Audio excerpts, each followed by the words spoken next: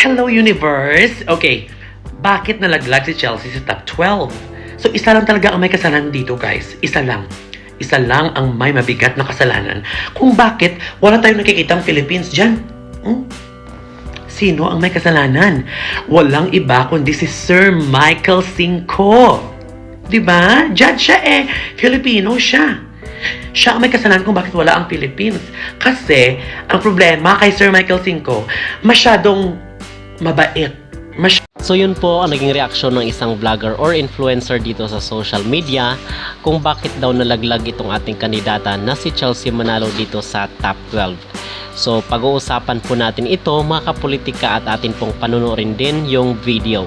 Pero bago ang lahat ay huwag kalimutang mag-like at mag-subscribe na rin kayo para updated kayo sa ating mga latest issue.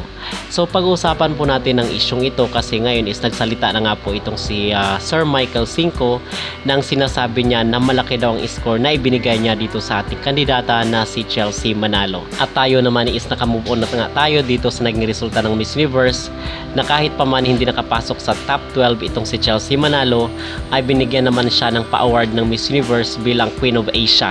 So para sa akin ay malaking karangal na po yun sa ating bansa at tanggap na natin yung resulta at the same time happy na rin po naman si Chelsea Manalo. So wala na tayong question dito. But yung ating pag-uusapan lang po ngayon mga kapolitika is ito nga si Sir Michael Cinco kasi nga mainit rin po ang talakayan ngayon sa social media at yung mga discussions at mga nagko-komento yung mga netizen dito kasi nagsalita na nga rin po itong isa sa mga judge dito sa Miss Universe 2024 na si Sir Michael Cinco, itong fashion icon. So ginawa siyang judge and nagpapasalamat tayo kasi na talakay natin ito doon sa ating mga previous video. Okay, but in contrast at kabaliktaran po sa nangyari kasi inasahan natin na may Filipino judge dyan not to be not to be biased dito kasi may performance na naman na ibinigay itong si Chelsea Manalo. So hoping tayo na at least ay makapasok siya dito sa top 12, but in contrast kasi nga hindi nakapasok itong si Chelsea Manalo at isa sa mga hindi daw kasi nilaro ni Sir Michael itong naging Miss Universe 2024 kasi ang sinasabi ng iba ay dapat daw na binigyan ng mababang score or ranking itong mga frontrunner para si Chelsea Manalo daw yung umangat. Okay, tayo naman is ayaw naman natin ng ganoon kasi nga gusto din naman natin na maging fair and square at balance yung kasi ayaw natin na dinadrag yung ibang kandidata just to iangat yung ating kandidata. So ayaw po natin yung mga kapolitika, but yung suggestion nga nitong influencer ay dapat daw inilagay doon sa pinaka-bottom yung mga frontrunner para si Chelsea Manalo yung umangat. So ito yung sinasabi ng influencer dito at ang sinasabi ni Sir Michael kasi siguro ang komento ng mga netizen ay parang nakonsensya daw itong si Sir Michael Cinco dito kay Chelsea ay nagsalita na nga ito dito at nakita sila ni Chelsea Manalo nang sinasabi ni Sir Michael ay malaki daw ang ibinigay niya na score dito sa ating kandidata. Okay, so ano ba yung ating masasabi dito at tayo ba personally is naniniwala dito sa kanyang sinabi? Kasi ang sinasabi rin ng mga netizen ay dapat daw sabihin niya rin kung ano yung score na ibinigay niya dito kay Chelsea Manalo kasi tapos na din naman ang Miss Universe, so regardless of the result at I believe na once lang siya dito mag-judge sa Miss Universe, so regardless yung sasabihin niya wala na pong bearing yun mga kapolitika. So yun ang sinasabi ng mga netizen na sasabihin daw kung ano daw yung score na ibinigay ni Sir Michael Cinco. But for me, base dito sa kanyang sinabi kasi ngayon nababa siya online at marami ang mga negatibong reaction sa kanya ay siguro ito ay na lang damage control lang Sir Michael Cinco at nagdadalawang isip ako, doubt ako mga kapolitika na malaki ang ibinigay niya na score dito kay Chelsea Manalo. So bakit ko ba nasabi yun? Kasi nga meron na tayong video na napanood dito sa social media, pinost actually ng isang vlogger na taga Thailand at nakikita doon sa video na todo palakpak. Okay, nakaklap itong si Sir Michael Cinco dito sa pambato ng Thailand, which is kabaliktaran doon nung rumampa itong si Chelsea Manalo na wala siyang reaksyon. Okay, so sa isip-isip ko yun pala ang nangyari. So alam na po natin kung bakit hindi nakapasok itong si Chelsea Manalo. But yung sinasabi niya na kung totoo nga talaga na mataas yung score na ibinigay niya dito kay Chelsea Manalo, edi maganda. But para sa akin is doubt ako dito sa kanyang sinabi. Ngayon lang na nababash na itong si Sir Michael Cinco. So basically doon nga sa sinabi ni Nova Stevens, ang sabi niya na pasok itong si Chelsea dito sa top 12 niya. So kumbaga kung isipin mo, ma-imagine mo dalawang judges dito sa Miss Universe ay pabor sa kanya.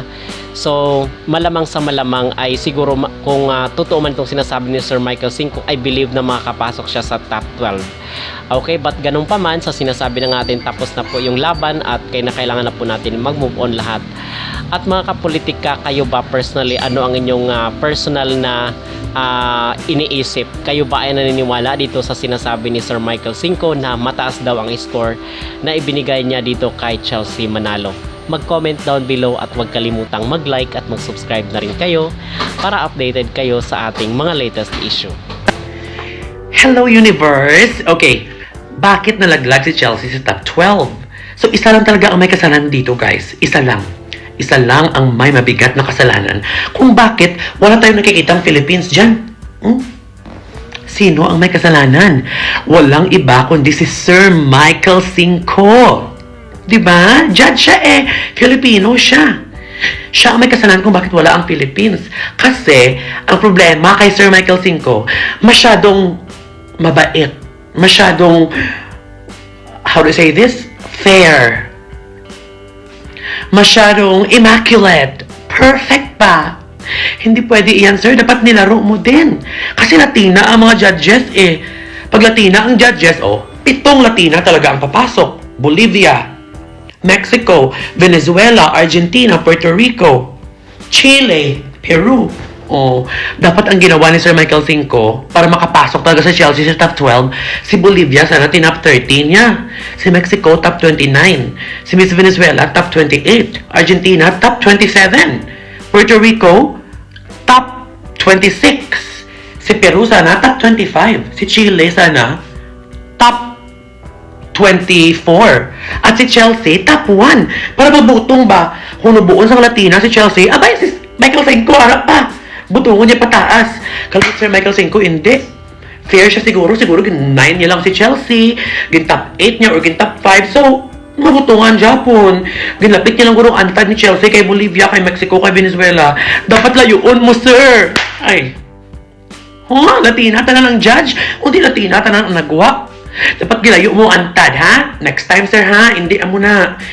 Kung ginahampangan ta ni Hello Universe, hampangan mo man sa dapat, sir. Dapat kinayo mo antad. Ay, salamat mo na ganing ara ka da. Tapos wala man tawa si Nova Stevens. Nabutong niya si Canada para top 12. Di na si Canada. Ara si Canada. Kasi Nova Stevens, ginlayo yung guro mga Latina sa kay Canada. Number 1 si Canada. Ang Latina, ginubo niya. Next time, sir, ha? Muna, ha? Lesson learned. Para next time, hindi na ma-high blood ang mga Filipino. Para diretso-diretso ang lantaw ta Miss Universe. Kayuhan nyo da.